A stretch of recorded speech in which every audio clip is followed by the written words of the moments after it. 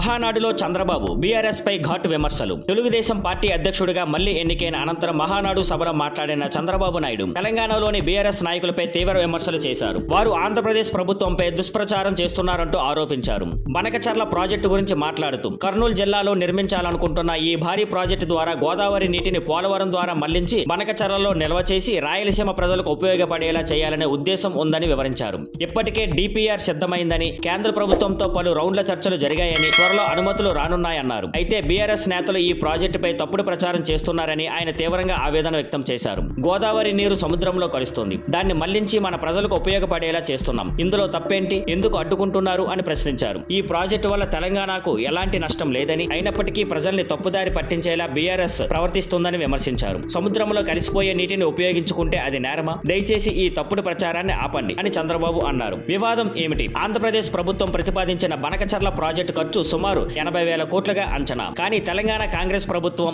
ఇప్పటికే కేంద్రానికి అభ్యంతరాలు తెలిపింది. ఈ ప్రాజెక్టు వల్ల తెలంగాణకు నీటి నష్టం జరిగే అవకాశం ఉందని సీఎం రేవంత్ రెడ్డి లేఖ రాశారు. మరికొంతమంది మంత్రులు కూడా అభ్యంతరం తెలిపారు. ఇక బీఆర్ఎస్ నేత కేటీఆర్ మాత్రం రేవంత్ రెడ్డి ఎలాంటి స్పందన ఇవ్వకుండా నిశ్శబ్దంగా ఉన్నారంటూ ఆరోపించారు. దీనిపై స్పందిస్తూ చంద్రబాబు నాయుడు బీఆర్ఎస్ నాయకులు ప్రాజెక్టును రాజకీయ రంగానికి తీసుకెళ్లకండి, ఇది ప్రజల మేలు కోసం చేస్తున్న ప్రాజెక్టు అని స్పష్టం చేశారు. Thank you for watching. Please like, share and subscribe.